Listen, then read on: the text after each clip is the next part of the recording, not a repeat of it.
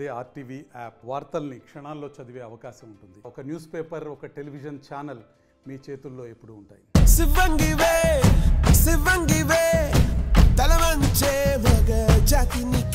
Welcome to RTV. నేను వర్మ. ప్రస్తుతం మనం విశాఖపట్నంలోని కైలాసపురం ప్రాంతంలో ఉన్నాం.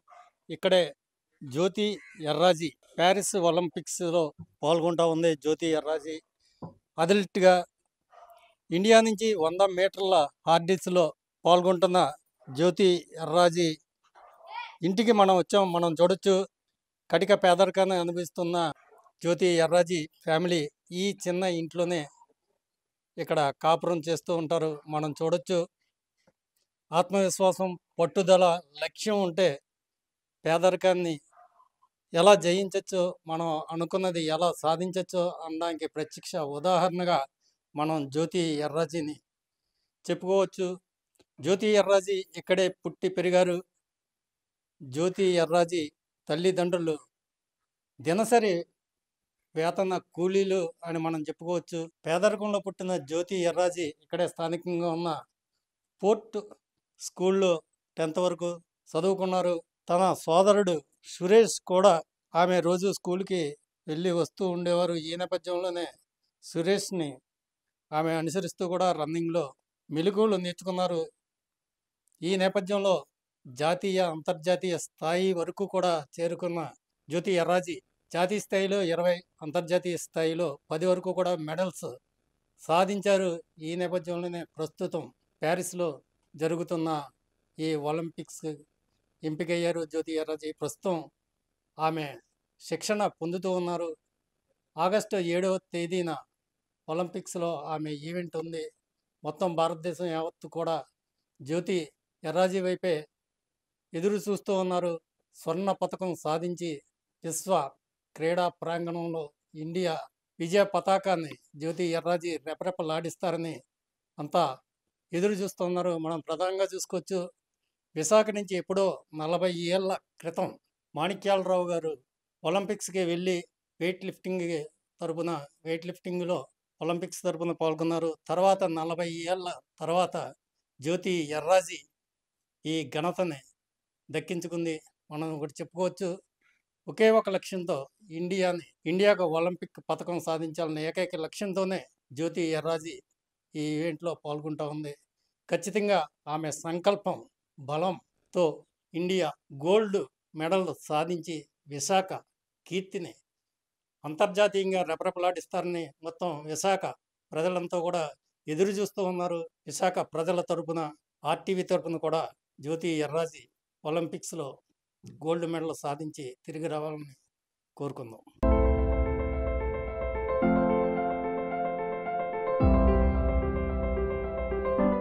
ప్రస్తుతం మనతో పాటు జ్యోతి ఎర్రాజీ మదర్ కుమారి ఉన్నారు. చెప్పండి కుమారి గారు, ఏం ఫీల్ అవుతున్నారు? ఇక్కడ ఇంత కడు పేదరికంలో పుట్టి ఇక్కడే పెరిగి చాలా శ్రమించి ఈ స్థాయికి, జాతీయ స్థాయి నుంచి ఒలింపిక్ స్థాయి వరకు ఎదిగింది మీ అమ్మాయి. ఆమె ఒలింపిక్స్లో పార్టిసిపేట్ చేస్తూ ఉంది. ప్రస్తుతం ఏం ఫీల్ అవుతున్నారు మీరు? ఏం ఫీల్ అవుతాను అంటే, ఇప్పుడు ఆనందంగా మెడల్ కొడుతుండగా మన ఇంటర్నేషనల్ ఏంటండి, మన ఇండియా నేషనల్ ఏంటండి, మరి మొన్న కామన్వెల్త్ గేమ్కి గోల్డ్ తెచ్చిందండి. కాకపోతే దీని గురించి మాకు అంతగా తెలియదండి, ఎందుకంటే మామూలు కూలి పనులు చేసుకుని మామూలుగా ఉండేవారు. తను ఏంటంటే చదువుతున్న పోర్టు స్కూల్లో చదివేదండి. 5వ క్లాస్ కాండి ఆ పోర్టు సార్లు ఏంటంటే పిల్లలకి ఆటలు గేమ్స్ మప్పేవారు. మప్పుతుంటే మా పాప చదువుతును ఉదయం వెళ్ళిపోయి సాయంకాలం 6, 7 గంటలకు వస్తే మేము ఏమిటంటే, అమ్మ నువ్వు ఆడపిల్లవు కదా, నువ్వు ఎక్కడికి ఈ టైం దాకా ఏం చేస్తాను అంటే, లేదమ్మా సారాలు నాకు ట్రైనింగ్ మప్పుతున్నారమ్మా, నువ్వు ఎప్పటికైనా పాప నువ్వు చురుగ్గా ఉంటావు కాబట్టి, నువ్వు పరుగుల్లో నైట్లోనూ బాగా పరుగు పెడతావు కాబట్టి నీకు రేపు భవిష్యత్తు బాగుంటుందమ్మా అనేసి ఆ స్కూల్ మాస్టర్లు చెప్పేవారండి. చెప్తే మేము దెబ్బలాడేవారు. నువ్వు మనం చూస్తే మాకు ఆటలు పాటలు ఎందుకమ్మా, ఆడపిల్లవి నువ్వు రాకపోతే మా గుండ్లు గుబేలమంటాయి, మరి నువ్వు చదువుకోయమ్మా, రేపు చదువుకుంటే ఏదైనా జాబ్ వస్తుంది కదా అని మేము అనేవారు. రేపు తెలియదు ఎట్లా వస్తాయి అని అంటే, అమ్మ చదువుతున్నావు, నా చదువు సార్లు చదువుతున్నారు, మా ఉదయం చెప్పి సాయంకాలం చెప్తున్నారు, భోజనం వాళ్ళే పెడుతున్నారు, మరి సాయంకాలం నన్ను కోచ్ ఇది ప్రాక్టీస్ చేస్తుండగా పప్పుండలు, గుడ్డు, బలమైన తిండి కూడా పెడుతున్నారమ్మా, నాకు అది ఇంట్రెస్ట్ ఉందమ్మా, నేను తను నేర్చుకుంటాననేసి తను నేర్చుకుంటున్నానేసి నాకు చాలా సార్లు వచ్చి సాయంకాలం పూట అప్పుడు నేను పనికి వెళ్ళిపోయేదాన్ని. "నువ్వు ఇంటి దగ్గర ఉంటే ఆడపిల్ల పనులు పాటలు నేర్చుకొని ఇంటికాడ చదువుకొని చేసుకొని నువ్వు ఇంటికాడ ఉండమ్మంటే," "లేదమ్మా చార్లాళ్ళు దెబ్బలాడుతున్నారు. నువ్వు బాగా చెయ్యమ్మా నీకు రేపొద్దున నీ భవిష్యత్తు బావుంటదనేసి" పిల్లకి అలా మప్పేవారండి. మప్పితే 10థ్ క్లాస్ వచ్చే వరకి ఆ పిల్ల అక్కడే ప్రాక్టీస్ చేస్తున్న మన పోర్ట్ స్కూల్ తరపునేమో ఒక మెడల్ తెచ్చిందండి. గోల్డ్ మెడల్ తెచ్చింది. అతను చైర్మన్ గారు ఏంటన్నారంటే పేపర్‌లో కూడా ఏసారప్పుడు. "అమ్మ మీ పాప మేము ఎంతో నీరసంగా చూసాం గానీ మీ పాప చురుగ్గా ఉంది.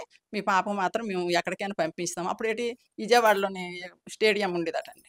అక్కడికి పంపిస్తామమ్మా అంటే నేను దెబ్బలాడానండి.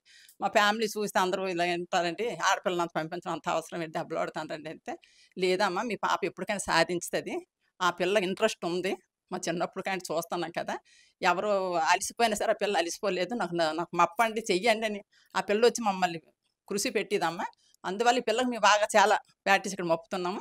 కానీ ఇక్కడైతే కోచ్ అయితే సరిగ్గా లేరు. ఎలా ఉండేదండి? ఇంట్లో ఎలా ఉండేది? చిన్నప్పటి నుంచి పరిగెడతానే ఉండేదా? చిన్నప్పుడు కానీ మరి చెప్తున్నా స్కూల్‌కెళ్ళేదాన్ని చిన్నప్పుడు కానీ చాలాకే పిల్ల మాత్రం చాలాకేని. ఇంకా ఆటల్లో ఎప్పుడైతే వాళ్ళు మప్పిన కాడి ఇంట్రెస్ట్ పెట్టిందనమాట దాని మీద. ఇంట్రెస్ట్ పెడుతుంటే "నువ్వు చదువు మీద ఇంట్రెస్ట్ పెట్టు. నువ్వు గేమ్స్ మీద ఇంట్రెస్ట్ పెడతావేటి? ఆటలు మనకు అవసరం ఏంటి?" తన గురించి మాకప్పుడు తెలిసేది కాదండి. కానీ ఈరోజు తన కష్టపడుతున్నాం. రాత్రి పగలు కష్టపడి ఒకరోజైతే మీడియా తరపున తన ఏటంటే మన ఆంధ్రకి నేషనల్ వస్తప్పుడు తన బాధని చెప్పుకున్నదండి. అంతవరకు మాకు తెలీదు. ఏదో తిన్నా తినకపోయినా నేర్చుకోవడానికి ఎళ్ళిపోయి తప్పించి నాకు ఇవ్వమ్మా డబ్బులు ఇవ్వమ్మా అని మా కాడ పెద్దగా ఉండేవి కాదండి. ఏదో ఇంటికాడ వండుకుంటే తినడం, చేయడం కలిసి. అలాగా మన పేపర్ స్టేట్‌మెంట్ ఇచ్చేటప్పుడు మాత్రం మాకు చాలా బాధ అనిపించింది. కానీ తన బాధ ఎంతున్నా సరే అది ఎక్కడైతే మేము మానిపించేస్తామని ఆ ట్రైనింగ్ ఎక్కడైతే మీరు మానిపించేస్తామని ఎలాగా ఆవేదన చెందింది? ఆవేదన చెందిందంటే అగో పేపర్‌లోని ఆ రోజు ఏమని? తనేం చెప్పిందంటే, మా అమ్మాల్ని అడుగుదామంటే వాళ్ళకి డబ్బులుండేవి కాదు. ఇక్కడంటే హాస్టల్ ఫుడ్డే తినేదాన్ని. మామూలు స్కూల్‌లో ఫుడ్డే తినేదాన్ని. సాయంకాలం అయ్యేసరికి పరిగెట్టేసరికి రాత్రి 7, 8 అయ్యేసరికి నాకు ఆకలేసేసేది. అలాంటప్పుడు ఏదో నేను ఒక రూ. 10, రూ. 5 పోనీ పిల్ల కదా పిల్ల అందరి మొఖం చూస్తావేటమ్మా అనేసి నేను ఒక రూ. 10, రూ. 5 ఇస్తే ఆ అరటిపళ్ళు కొనుక్కొని తినేదట. తినేసి ఆ పేపర్ స్టేట్‌మెంట్ ఇచ్చిన ఆ రోజు తన బాధ ఎప్పుడు ఇంటర్నేషనల్ ఇప్పుడు మన నేషనల్ గోల్డ్ కొట్టిన తర్వాత దాని బాధల్లా అప్పుడు చెప్పింది. "అమ్మ మీరు మానిపించేస్తారనేసి నన్ను ఇంక చెప్పలేకపోయానమ్మా. అమ్మ నీకు ఇంత బాధ ఉంటే గాని ఇంత బాధ ఉంటే గాని నువ్వు కష్టపడ్డావా తల్లి" అనేసి మేము అనుకున్నాం. తను ఏటంటే ఇంక అలాగా చాలా మంది ఓకే. కోచ్ మీ అమ్మాయిని మీ ఫ్యామిలీ తరపున ప్రోత్సహిస్తున్నారు. చుట్టుపక్కల వాళ్ళు ఏమన్నారు?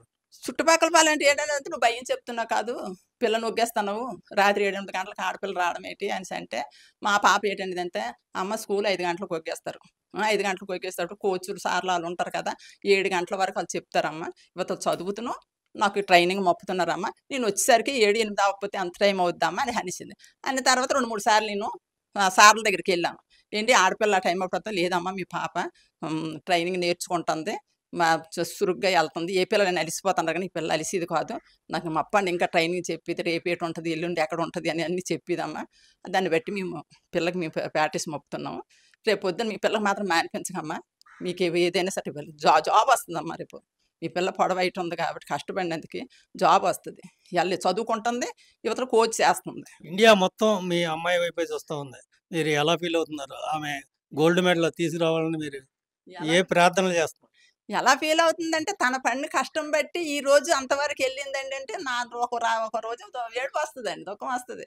తను కష్టపడబట్టే కదా ఈరోజు ఆ రోజు నాకు మాట ఇచ్చింది. రేపొద్దు నీకు ఏ చెడ్డ పేరు వచ్చినా సరే నువ్వు తీసుకొచ్చియమ్మ. నీకు మంచి పేరే తెస్తాను చెడ్డ పేరు తేనమ్మా. చాలామంది సార్లు ఏటన్నారంటే ఆడపిల్లైనమ్మా బాగా సాధించతది పర్వాలేదు. ఇక్కడైతే పోనీ ఇక్కడ కోచ్‌లు గట్ట పెద్దగా లేరు. హైదరాబాద్ పంపించేస్తానని రమేష్ సార్ అనేసి అతను ఒక సంవత్సరం, 2 సంవత్సరాలు. కాళ్ళు రాడ్ దిగ పడిపోయిందండి. చాలా కష్టం ఆ రోజైతే ఏడిసింది. "అమ్మ ఇల్లు వచ్చేద్దాం అనుకుంటున్నాను గానీ రాలేకపోతానంటే" నేను అన్నాను, "సారు ఆడపిల్ల కాలు చెయ్యి ఇరిగిపోయిందంటే రేపు పొద్దున్న దాని భవిష్యత్తు ఏటవుతది? మనం చూస్తే నేనోళ్ళమండి" ఎలాగంటే, "లేదమ్మా మీ పాప చురుకైన పాపమ్మ. బాగా సాధిస్తే చేస్తదనేసి" అక్కడ ఒక 5, 6 సంవత్సరాలు కోచ్ చేస్తూను మరి మన ఇండియాకి మన నేషనల్ తెచ్చింది అక్కడ హైదరాబాద్ నుండి. అక్కడి నుండి మన భువనేశ్వరం. అంటే అక్కడ సరిగ్గా పిల్లని చూడలేదు. వాళ్ళ తరపులు చూసుకొని మన తరపులు సరిగ్గా చూస్తున్నారు కాదనేసి. కోచ్ కూడా అందరిని సరిగ్గా పట్టించుకుంటున్నారు కాదనేసి. ఎవరో చెప్పారట, "నువ్వు భువనేశ్వర్ ఎళ్ళిపోతే నీకు అక్కడ కోచ్ కూడా అన్నీ బానే ఉంటది. నీకు ఫుడ్ కూడా బా పెడతారంటే" అక్కడి నుండి అలాగెళ్ళిందండి. అక్కడి నుండేమో అక్కడ రేలియన్స్ ఆళ్ళు ఉన్నారట. వాళ్ళేమో బొంబాయి తీసుకెళ్లారండి. తీసుకెళ్ళిన తర్వాత అతను ఫారెన్ కోర్స్ అండి అతను. నేను ఒకసారి మా ఫ్యామిలీలు రమ్మన్నారండి. మీరు అలాగ పిల్లని అంత దోసలు తీసుకెళ్ళిపోతాను రేపు పొద్దున్న ఏమైతే వచ్చిందా లేదనేసి మీరు ఒకసారి రండి అమ్మ మీ పాపకి అక్కడ హాస్టల్ ఎలా ఉందో చూద్దంటే అంబానీ గారు హాస్టల్ అటది మేము వెళ్ళామండి ఒక 2 రోజులు ఉన్నాం అక్కడ. చూస్తే ఏమ్మా మీ పాపకి ఎలా ఉంది? చూస్తే ఆనందంగా ఉందండి అక్కడ. చూస్తే పిల్లకి గుడ్డే కాదు, రూమే కాదు అన్నీ బానే ఉన్నాయి. సర్లే ఇంక మా పిల్లకి ఇంతవరకు దేవుడు భగవంతుడు ఇంతవరకు తనకి ధైర్యం ఇచ్చాడు, అవకాశం ఇచ్చాడు. ఇంకేది జరిగితే అదే జరిగింది. ఆ తిరుగు పొరుగు వాళ్ళు అంటున్నారు. పిల్ల భయం చెప్పలేదు ఒగ్గేస్తుంది కుమారి, కుమారి ఒగ్గేస్తుందంటే ఇంక మా మా మా పాప మాట మీద మేము పాలైపోయామండి. ఎందుకంటే ఒక మాట అన్నది రేపు పొద్దున్న నీకు మంచి పేరు తెస్తుంది కానీ చెడ్డ పేరు తేనమ్మా. ఆడపిల్లలు అందరూ అంటారు గానీ రేపు మంచి జరిగినా పొగుడుతారు. చెడ్డ జరిగినా తిడతారు. ఆ లూసు నువ్వు ఒగ్గి. నువ్వు పంపిస్తావా? పంపించవని ఒక మాట. ఒకరోజు అలా అన్నీ కూడా కొడిసాను. నాకైతే ఇంట్రెస్ట్ ఉంది. నేను సాధించుతాను. ఇప్పటికైనా సాధించుతాను. ఆ మాట మీదే ఇప్పుడు అలాగా ఎక్కడికెళ్ళా సరే తిరిగి లేదండి. ఇప్పుడు ఒలింపిక్స్ కూడా సెలక్షన్ అయిందంటే మా ఫ్యామిలీకే కాదు, మా ఈ నేబర్ ఏరియాలనే కాదు చాలామంది ప్రోత్సహిస్తున్నారు. ఇప్పుడు మా పిల్లలు కూడా పంపిస్తాం. ఇప్పుడు జ్యోతిలాగా ఇప్పుడు ట్రైనింగ్ ఇప్పుడు హాస్టల్ ఉంటే మా పిల్లలు కూడా పంపిస్తాం. ఇప్పుడు ప్రతి ఒక్కరు కూడా ప్రోత్సహిస్తున్నారు. అలాగే మన విశాఖపట్నంకి ఎప్పుడైనా మా పాప ఒకటే అడిగేది. అమ్మ ఎవరైనా మీడియా వాళ్ళు వస్తే నువ్వు ఇదే అడుగమ్మా ఇంకేటి వద్దు. నాలాగా బాధపడకూడదు. ఎందుకంటే నీ దూరం అక్కడికి వెళ్ళేదాన్ని.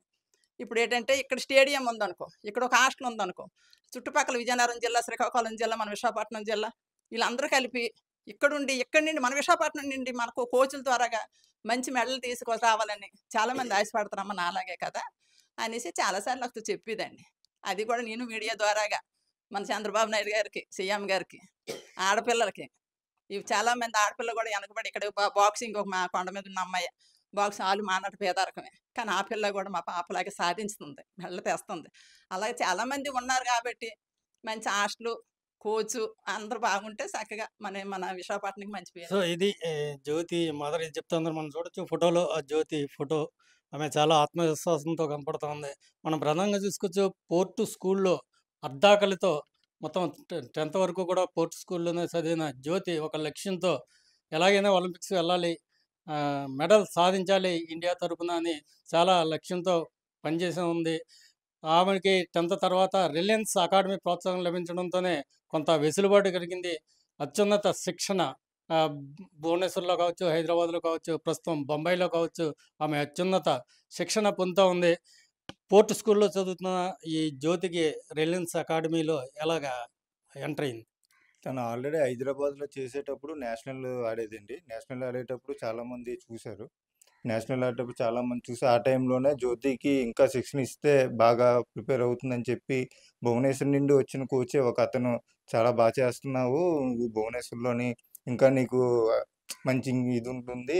నువ్వు ప్రాక్టీస్ చేయడానికి గూడా నీకు కావాల్సిన అన్ని ఫెసిలిటీస్ అక్కడున్నాయి. నువ్వు అక్కడికి వస్తావా అని చెప్పి అక్కడ అడిగారు. ఓ మేడం ఒకసారి. అడగగానే తను వెంటనే అక్కడ భువనేశ్వర్ వెళ్ళడం జరిగింది. భువనేశ్వర్‌లో గూడా దగ్గర 2, 3 నేషనల్ రికార్డు గూడా తనకొచ్చింది.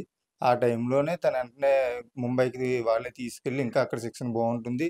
మీకు ఇంకా మీరు ఇంటర్నేషనల్ స్థాయికెళ్ళొచ్చు అని చెప్పేసి అక్కడ ఇప్పుడు ఇవ్వడం జరుగుతుంది ముంబైలోని. ముంబైలో శిక్షణ. చిన్నప్పుడు ఆమె ఈ ట్రైనింగ్ అది పొందుతూ ఉంటే మీరు మీ సొంత సిస్టర్ కదా! మీకెప్పుడు ఆ ఇన్స్పిరేషన్ కలగలేదా నేను రన్నింగ్‌కెళ్ళాలని? ఆల్రెడీ ఫస్ట్ నేనే ఎళ్ళేవాడినండి. నాతో పాటు తనొచ్చేసేది. వచ్చి చేసేది ఆ టైంలోనే. కాకపోతే మాకున్న పరిస్థితులు బట్టి, ఇది బట్టి మనకెళ్ళడం అవ్వదని చెప్పి ఆ టైంలో నేను మానేయడం జరిగింది. మానేసి వెంటనే స్కూల్ గూడా అప్పుడు మానేసి నేను ఆహ్, డ్యూటీ జాయిన్ అవ్వడం జరిగింది ఆ టైంలోనే. అప్పుడు మా నాన్నగారు కొద్దిగా యాక్సిడెంట్ అవ్వడం వల్ల 2 కాళ్ళు కొద్దిగా యాక్సిడెంట్ అయింది. 2 కాళ్ళు ఇంజ్యూర్ అయింది. ఆ టైంలోనే అంటే నేను డ్యూటీకెళ్ళడం జరిగింది. ఆ టైం తనేంటంటే ఇంకా తనకి ఉత్సాహం ఎక్కువ ఉండడం వల్ల ఏంటంటే నేనెళ్ళి సాధిస్తాననుకోని నేను కూడా చాలా సార్లు ఆపేసాను. మనకి స్పోర్ట్స్ ద్వారా అయితే ముందుకెళ్ళలేము. ఎందుకంటే మనకి నేషనల్‌లోనే కొద్దిగా ఎనకాల ఏ సపోర్ట్ లేదు. మనకి నొక్కేయవచ్చు, ఎళ్ళడం అవ్వకపోవచ్చు అని చెప్పేసి చాలా సార్లు చెప్తే, లేదు మనం ఎంత బాగా ఆడితే వాళ్ళే ముందుకు తీసుకెళ్తారని చెప్పేసి తను ఆల్రెడీ నేషనల్ ఒకసారి నేను ఆపేసినా సరే, నేను ఒకసారి నేషనల్‌కెళ్ళి ఒక మెడల్ తీసుకొస్తాను. నేను ఆ మెడల్ తీసుకొస్తేనే నువ్వు పంపించు లేదంటే అవసరం లేదని చెప్పింది ఆ టైంలోని. అప్పటి నుండి ఇప్పటి వరకు ఒక్క నేషనల్ మెడల్ కాదు, ఒక 6 నేషనల్ మెడల్ తీసుకొచ్చింది. మన ఇండియాకి రికార్డ్ కూడా తను సాధిచ్చింది. ఇంక మేము అడగడానికి లేదు. మాకే ఇంకా గర్వకారణంగా ఉంది ఇప్పుడు. ఇంకా తనకి అడ్డంకి ఇది లేదనమాట. ఇప్పుడు జ్యోతి ఈవెంట్ ఎప్పుడండి ప్యారిస్‌లో? నెక్స్ట్ మంత్ 7న జరుగుతుంది sir already event. Next month 7న 12 గంటలకి అని చెప్పింది తను. 12 గంటలకల్లా స్టార్ట్ అవుతుందని చెప్పింది. ఇప్పుడు అక్కడ ట్రైనింగ్ ఎలా జరుగుతా ఉంది? అక్కడ మీతోటి రీసెంట్‌గా ఎప్పుడు మాట్లాడింది?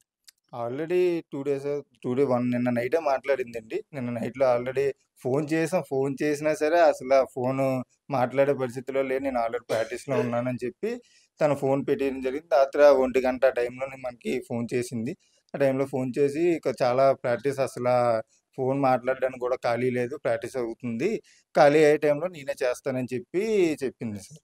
తను ఆల్రెడీ ఒక 4 అవర్స్ అలాగా ఖాళీ ఉంటుంది. 4 అవర్స్, 5 అవర్స్ ఖాళీ ఉంటుంది.